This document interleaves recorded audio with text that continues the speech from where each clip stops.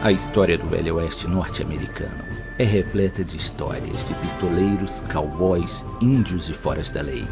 Mas algumas dessas histórias se tornaram famosas e seus personagens viraram verdadeiras lendas do Oeste.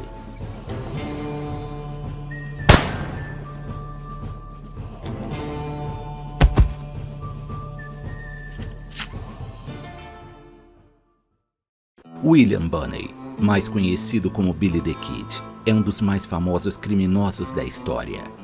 E graças à sua juventude, audácia e violência, seus feitos são contados e recontados até os dias de hoje. Apesar de ter construído sua fama no Oeste selvagem, Billy nasceu em Nova York em 1859, onde viveu sua infância e seu nome de batismo era Henry McCarthy. Com a morte de seu pai, sua família se mudou para o território de Indiana, onde sua mãe se casou novamente e posteriormente se encaminharam para o Oeste. Mas quando Billy ainda tinha 14 anos, sua mãe morreu de tuberculose no Novo México. Órfão, Billy passou a cometer pequenos crimes e, juntamente com um amigo, acabou sendo preso por furto. As grades da cadeia não foram capazes de segurar Billy por muito tempo, e o garoto acabou escapando pela primeira vez dos braços da lei. William Bonney fugiu para o Arizona, onde passou a agir como ladrão de cavalos, e foi lá que ele cometeria seu primeiro assassinato. Billy se envolveu em uma briga de bar com um valentão local, o ferreiro Francis Carrill. Durante a briga, o garoto foi jogado no chão, e para evitar que Francis roubasse sua arma, Billy o baleou na barriga.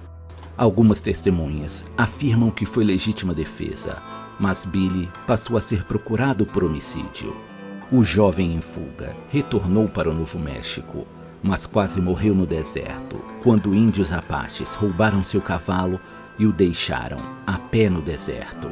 Em seu retorno para o Novo México, Billy foi contratado pelo inglês John Tunstall, um barão do gado emergente, que tratava Billy com respeito, algo que o garoto havia visto pouco em sua vida. Mas o inglês tinha uma grande rixa com a elite econômica do condado de Lincoln, e as tensões entre os grupos rivais escalavam rapidamente. Em 1878, John Tunstall foi assassinado por pistoleiros contratados por seus rivais. Parte da população e os homens de Tunstall clamavam por justiça, mas os homens da lei, inclusive o xerife William Brady, estavam no bolso da elite de Lincoln, e por isso nada fizeram para esclarecer o caso.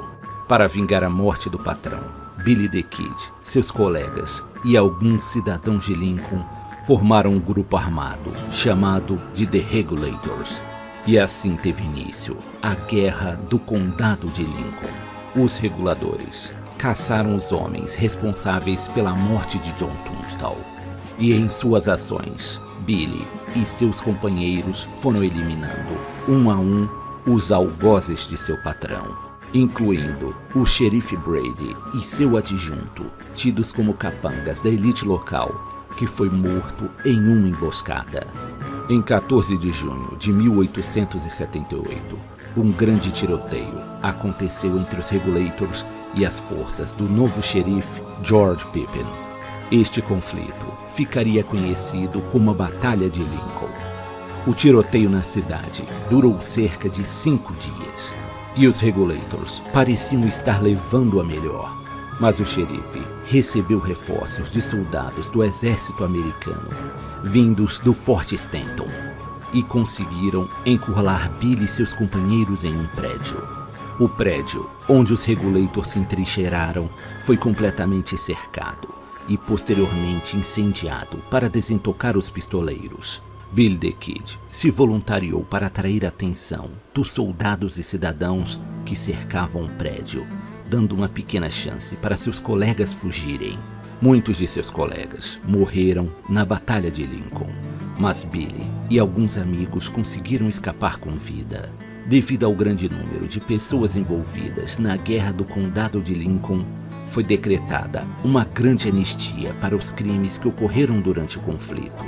Mas o nome de Billy não estava entre os anistiados, e por isso ele foi considerado um fora da lei procurado. Billy the Kid tentou negociar com o governador Lew Wallace sua anistia, prometendo testemunhar no caso do bárbaro assassinato de um renomado advogado. William Bonney se entregou às autoridades e testemunhou no tribunal do júri, como combinado. Contudo, a anistia prometida não aconteceu, e Billy ficou aprisionado até conseguir escapar novamente da prisão. Pouco se ouviu falar de Billy the Kid durante um bom tempo, mas ele não conseguiu ficar longe de encrencas por muito tempo. Em um salão no Novo México, surgiu um homem que parecia estar de olho em Billy. O garoto percebeu a inquietação do sujeito e se aproximou, amigavelmente elogiando a bela arma do homem. Billy pediu para dar uma olhada naquela preciosidade e o sujeito não se opôs. William Bonney percebeu que a arma contava com 3 balas em seu tambor e devolveu a arma ao homem com um sorriso. O estranho, de forma traiçoeira, apontou a arma para a cabeça de Billy e disparou. Mas o esperto garoto havia posicionado o tambor do revólver de forma que uma das câmaras vazias da arma fosse a próxima a ser acionada. Billy the Kid não teve misericórdia e disparou contra a cabeça do agressor. O governador do Novo México decretou uma recompensa de $500 para quem trouxesse o criminoso William Bonney à justiça, vivo ou morto. E não demorou muito para que o novo xerife de Lincoln, Pat Garrett, decidisse tomar para si a missão de capturar Billy the Kid.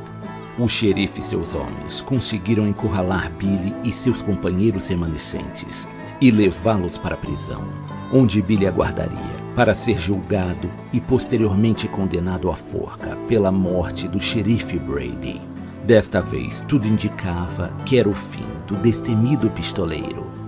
Ele estava sob a vigilância constante de 2 delegados e a forca parecia ser o destino certo. Mas por meio de sua astúcia e violência, Billy conseguiu escapar novamente, deixando mais 2 vítimas para trás. Mas o xerife Pat Garrett estava determinado a não permitir que este garoto escapasse novamente por entre seus dedos.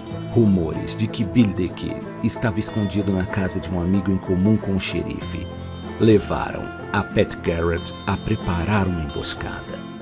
Durante a noite, Billy entrou na casa do amigo e viu um homem sentado nas sombras. O garoto perguntou em espanhol quem estava ali.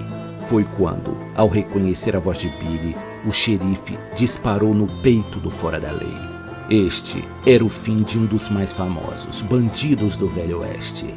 Billy the Kid tinha apenas 21 anos de idade no dia de sua morte. A fama do jovem bandido já havia se espalhado pelos Estados Unidos, e lendas a seu respeito só fizeram o mito do jovem pistoleiro crescer ainda mais.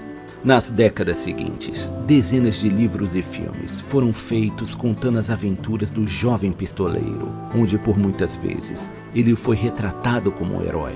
Mesmo tendo uma carreira curta, Billy the Kid deixou sua marca na história e se tornou uma verdadeira lenda do Velho Oeste. O ano era 1864. Em um país dividido pela Guerra Civil, irmãos lutavam contra irmãos. A guerra já se arrastava há alguns anos, e as forças da União haviam expulsado as tropas confederadas do estado do Missouri. Foi nesse contexto que Jesse James, que tinha apenas 16 anos, se uniu aos Bushwalkers em uma guerrilha que lutava contra a ocupação federal. Estes pequenos esquadrões de guerrilheiros costumavam emboscar os invasores do norte em ações que ficaram marcadas pela violência. Mas apesar de toda a violência empregada, estes homens contavam com o apoio da população local, que muitas vezes os viam como verdadeiros heróis. A guerra entre a União e os Confederados já havia acabado, mas no Missouri, os Bushwalkers continuavam a combater os invasores. Com a morte do líder da guerrilha e após ser gravemente ferido em um tiroteio, Jesse James foi forçada a jurar lealdade à União e baixar suas armas. Seus ferimentos foram cuidados por sua prima, Zerelda Mims, com quem Jesse James futuramente se casaria. Após a guerra, o Missouri tentava voltar à normalidade, mas a guerra civil havia deixado cicatrizes no povo daquele lugar. Os ressentimentos profundos gerados pela guerra dividiam a população. Os confederados derrotados se julgavam subjugados por aqueles que apoiavam a União. Uma nova batalha de irmão contra irmão poderia eclodir a qualquer momento. Nesse cenário, Jesse James e seu irmão Frank se opuseram à ordem vigente e decidiram tomar o caminho dos fora da lei. Os irmãos James passaram a assaltar bancos pequenos durante os próximos anos. Apesar de suas ações, Jesse James ainda era desconhecido e seu nome não estava ligado a nenhum desses assaltos. Mas foi em 1869 que Jesse e Frank assaltaram o banco onde trabalhava Samuel Cox, o homem que matou o líder dos Bushwalkers. Nesse assalto, Jesse erroneamente matou o atendente do banco, julgando ser Samuel Cox. Em sua fuga, Jesse gritava ter vingado seu antigo líder. E foi este terrível crime que tornou Jesse James famoso. A história do assalto e da vingança de Jesse James chegou aos ouvidos de John Newman Edwards, editor-chefe do jornal Kansas City Times e defensor da causa confederada. Para ele, Jesse James era o herói que o povo do Sul precisava para reacender a chama do orgulho sulista. Os irmãos James abraçaram a fama de heróis sulistas e focaram suas ações no ataque a empreendimentos de empresários do Norte. Eles assaltavam bancos, diligências e companhias ferroviárias dos ricos nortenhos. Jesse James parecia apreciar muito esta fama. Testemunhas afirmam que Jesse costumeiramente dizia que eles deveriam se sentir honrados em estar sendo roubados pelo famoso Jesse James e que, em troca de seus pertences, ele lhe estava lhe dando uma excelente história para contar para seus netos. Parte da população sulista comprou a ideia de que Jesse James realmente seria um tipo de herói e, por isso, ele era saudado como uma espécie de Robin Hood do Velho Oeste. Jesse James passou a acreditar na própria mitologia que o cercava. Na verdade, ele não era nenhum herói. Suas ações não eram guiadas pela honra ou virtude, pois seus atos criminosos e violentos eram motivados apenas por ressentimento e desejo de retribuição.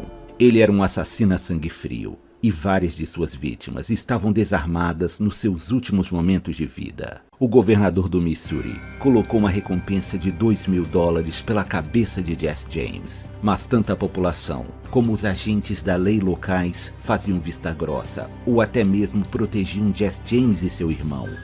A inépcia do Estado em resolver a questão dos irmãos James fez com que a iniciativa privada tomasse essa tarefa para si.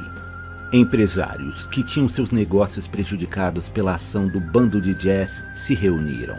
Eles recorreriam à Agência Nacional de Detetives Pinkerton para cuidar desta tarefa.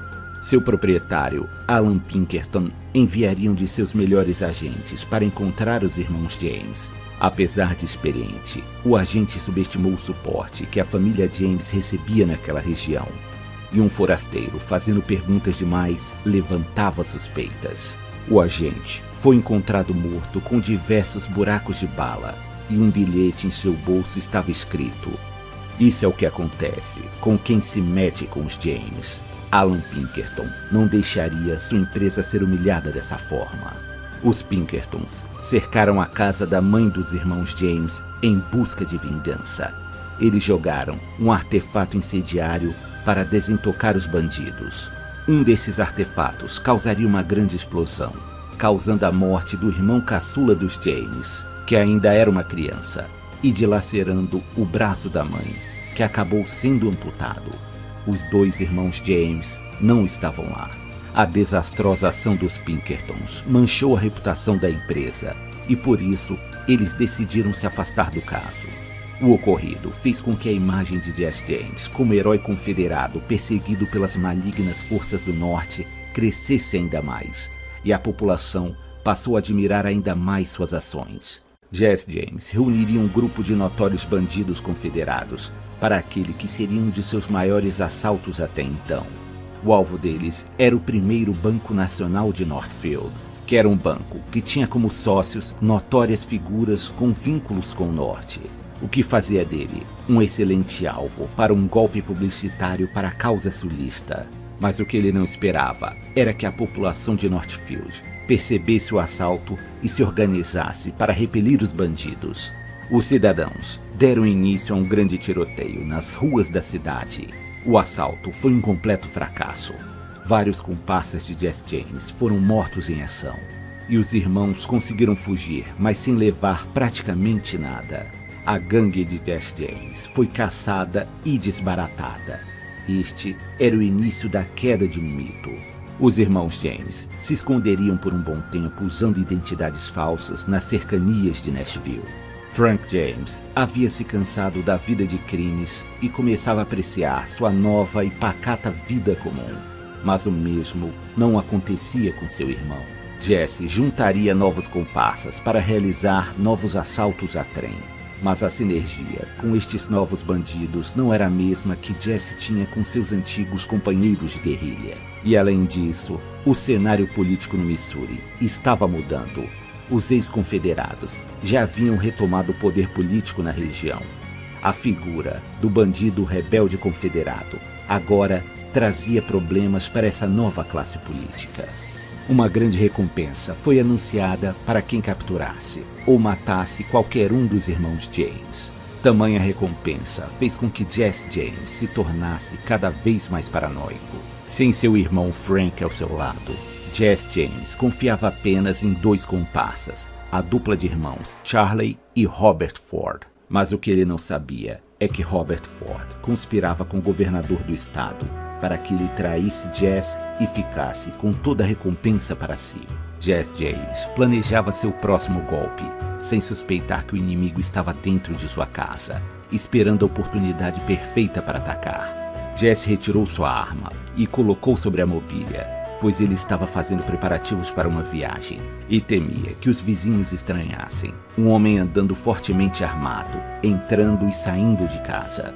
Ele subiu em uma cadeira para limpar um quadro empoeirado que estava na parede. E foi neste momento que Robert Ford percebeu a oportunidade.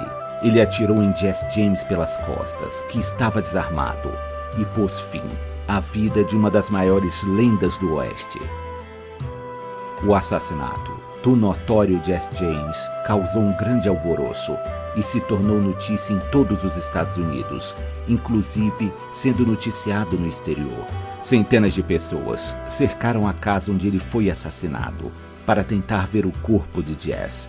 Robert Ford foi julgado e condenado à morte por assassinato, mas recebeu perdão total do governador.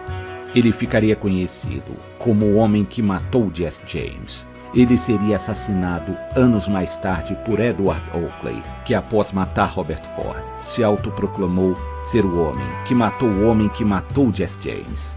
A conspiração que cercou o assassinato de Jesse James fez apenas crescer a lenda do homem que lutava contra os poderosos, seja como um herói que lutava contra um sistema opressor, ou como um fora da lei, violento e assassino cruel. Jesse James marcou seu nome entre as grandes lendas do Oeste.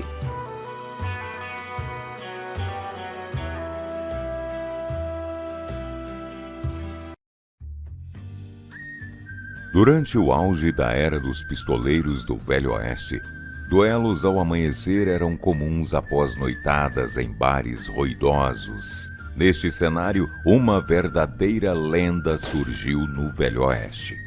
Seu nome? Wild Bill Hickok. Suas façanhas e habilidades com armas eram contadas em saluns e fogueiras de vaqueiros, fazendo dele um dos pistoleiros mais famosos de sua era. James Butler Wild Bill Hickok nasceu em 1837, em Illinois. Desde tenra idade, seu temperamento rebelde e sua mira infalível o diferenciavam dos demais. Ele cresceu ouvindo histórias de aventuras e as terras da fronteira norte-americana sempre chamaram sua atenção.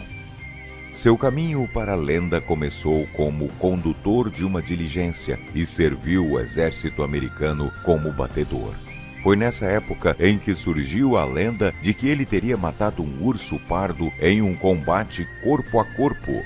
Wild Bill teria tentado espantar o urso de seu caminho, mas por conta do animal estar protegendo seus filhotes, a fera instintivamente atacou o famoso pistoleiro.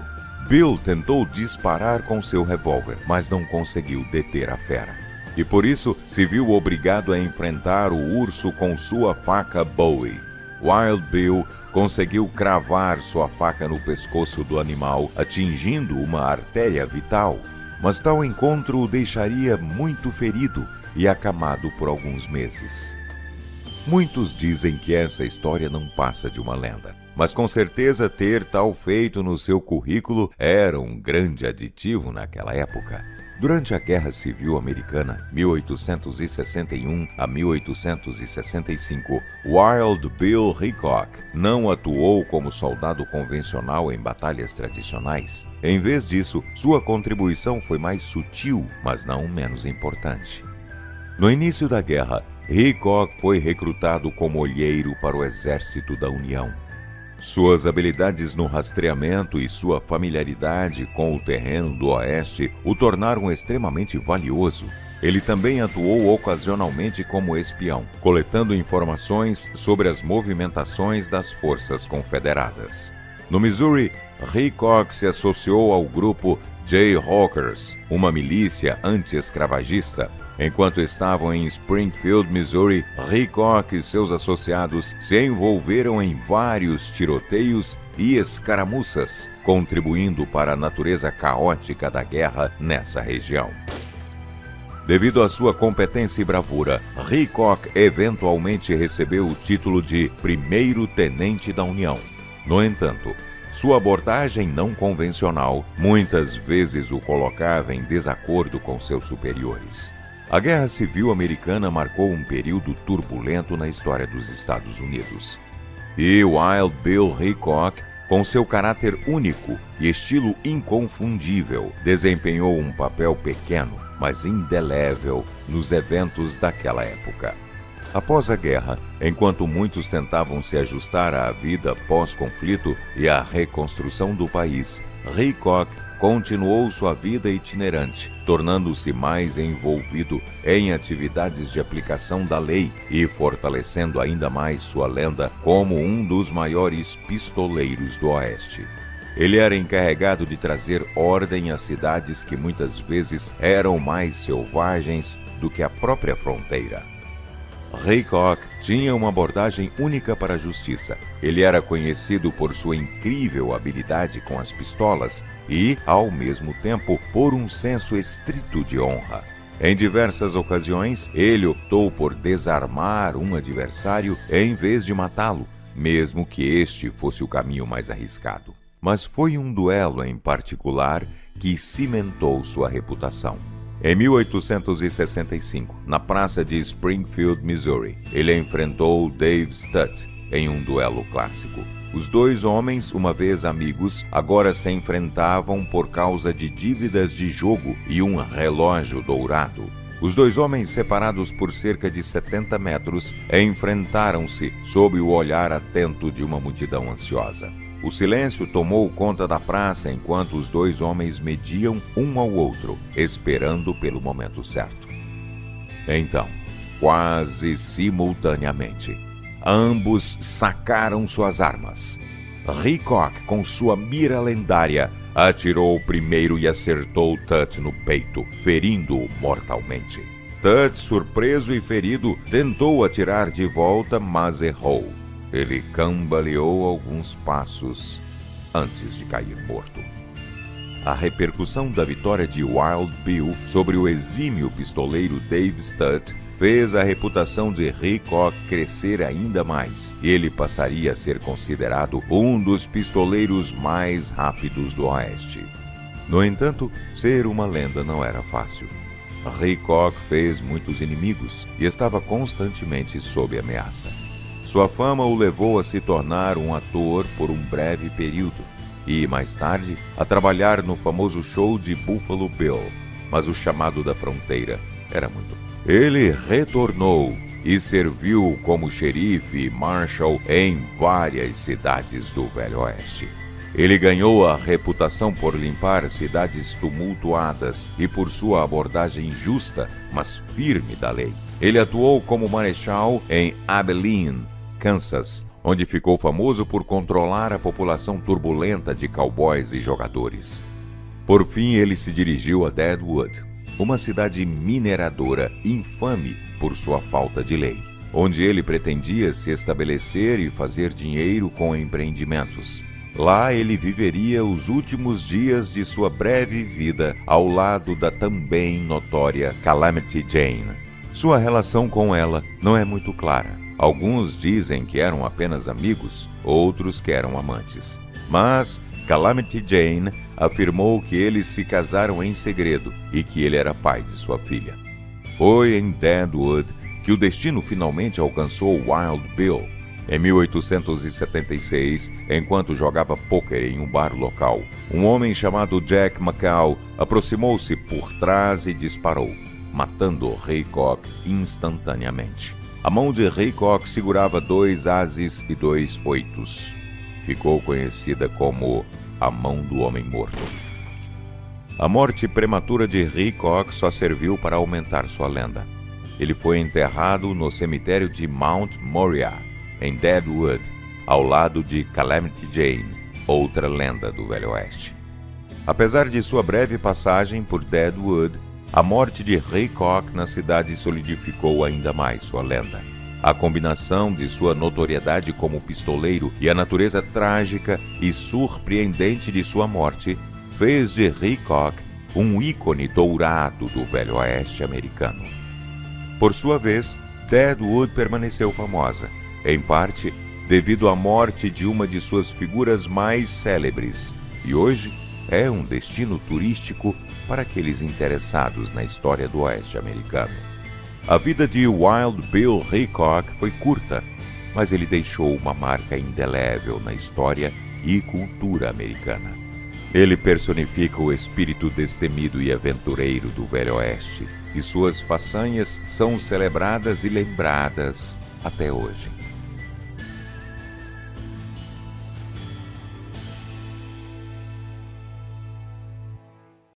William Frederick Cody, mais conhecido como Buffalo Bill, é um dos nomes mais reconhecidos quando falamos de lendas do Velho Oeste. Sua fama não se deve por ele ser um famoso pistoleiro, xerife lendário ou fora da lei, mas seu verdadeiro legado foi consolidar estas figuras míticas do Oeste selvagem americano no imaginário de uma nação. William nasceu em 1846 no território de Iowa, filho de um negociante canadense e uma professora estadunidense. Quando Bill ainda era uma criança, seus pais se envolveram com o movimento abolicionista. Os Estados Unidos atravessavam um momento político delicado e uma guerra civil estava prestes a eclodir, e o tema escravidão estava no centro deste conflito. Enquanto fazia um discurso a favor da abolição, Isaac Cody, pai do pequeno William, foi esfaqueado. Isaac morreria algum tempo depois devido a complicações médicas decorrentes do atentado, e com apenas 11 anos de idade, Bill se tornaria responsável por sustentar sua família. Ele conseguiria um emprego como mensageiro ajudante na Pony Express, empresa que fazia serviço de correio expresso, entregando mensagens e encomendas que muitas vezes cruzavam territórios hostis. Bill tentou se alistar no exército aos 14 anos, mas foi recusado devido à sua pouca idade. Mas mesmo assim, o persistente William conseguiu um emprego como civil, prestando serviço de batedor para o Exército da União, em porte de seu rifle Springfield, calibre .50, que ele batizaria com o nome de Lucrécia Borgia. Bill marcaria seu nome na história como um lendário caçador de búfalos. William ficaria conhecido por sua pontaria precisa e pelo grande número de animais abatidos para alimentar o Exército da União. Devido à sua fama como caçador de búfalos, ele receberia o apelido de Buffalo Bill. Em apenas 8 meses, ele mataria mais de 4.000 búfalos para alimentar os trabalhadores ferroviários da ferrovia Kansas Pacific. Mas existia outro William, caçador de búfalos, que dizia ser o verdadeiro Buffalo Bill. Para resolver a disputa pelo título, William Cody e William Comstock disputaram quem matava mais búfalos. Cody derrubou 68 bisões em apenas 8 horas de competição, um a cada 7 minutos, enquanto seu rival mataria 48. E assim, William Buffalo Bill Cody consolidaria sua alcunha. Enquanto prestava serviço de suporte civil ao exército americano, William se deparou com um índio pronto para emboscar os membros da 3ª Cavalaria. Com um tiro preciso a longa distância, ele eliminou a ameaça e salvou a vida de seus companheiros. Buffalo Bill seria condecorado com a Medalha de Honra por seus atos de bravura. De 1868 a 1872, já como soldado, William Cody lutaria nas guerras indígenas e faria parte da retaliação aos indígenas em resposta ao massacre das tropas de Custer durante a Batalha de Little Big Horn. William Cody já era uma figura conhecida no Oeste, mas seu destino era o estrelato. Em 1869, Ned Buntline escreveria As Aventuras de Buffalo Bill, o Rei dos Homens da Fronteira, onde o autor falava sobre os maiores feitos de Bill, mas aumentava ou mesmo inventava grande parte deles. Em 1872, Ned convidaria Bill para atuar em uma peça que reconstruiria as histórias do Velho Oeste. William interpretaria a ele mesmo. Apesar de nunca ter atuado e suas primeiras atuações serem bem amadoras, Buffalo Bill tinha uma presença magnética no palco. Bill passou 10 anos atuando neste show do Velho Oeste, onde seu principal papel era reconstruir a batalha em que escalpelou o guerreiro indígena Cheyenne Cabelo Amarelo. William Cody percebeu o potencial comercial deste tipo de espetáculo e decidiu investir em um novo empreendimento. Em 1881, ele criaria o espetáculo O Oeste Selvagem de Buffalo Bill. Seu grandioso show ao ar livre contava com centenas de artistas. A trupe de Buffalo Bill viajava o país com seu show, apresentando batalhas entre cowboys e índios, reconstruções de grandes assaltos a diligências e caçadas de búfalos. Adultos e crianças ficavam maravilhados ao ver ao vivo as histórias que eles liam nos jornais e revistas. William Cody abriu espaço para os indígenas mostrarem sua cultura ao país, retratando-os como grandes guerreiros e detentores de uma rica tradição cultural. Entre esses índios estava o lendário chefe Sioux Touro Sentado. Os shows do Velho Oeste Selvagem de Buffalo Bill cristalizaram no imaginário norte-americano a imagem dos cowboys como heróis das fronteiras, mas também reforçaram a imagem do papel dos índios como os vilões dessas histórias. Depois de conquistar a América, Buffalo Bill levou sua trupe para uma turnê na Europa, onde se apresentaria para a Rainha Vitória da Inglaterra em seu jubileu. Contudo, um sério acidente ferroviário marcaria o início do fim do grande show de Buffalo Bill. Inacreditavelmente, o acidente não teve nenhuma vítima humana fatal, mas o espetáculo perderia mais de uma centena de animais, incluindo as 2 montarias de Bill, os famosos Old Pep e Old Eagle, além de ter uma de suas mais famosas estrelas do espetáculo, a famosa atiradora Annie Oakley, gravemente ferida. O espetáculo de Buffalo Bill ainda se recuperaria desta tragédia, mas uma série de investimentos mal sucedidos de Bill levaria à falência o seu espetáculo, que iria a leilão para saldar suas dívidas. Buffalo Bill morreria aos 70 anos de idade e deixaria como seu maior legado a consolidação de uma nova mitologia norte-americana, que tinha como heróis vaqueiros, pistoleiros, índios e soldados, tornando estes homens verdadeiras lendas do Oeste.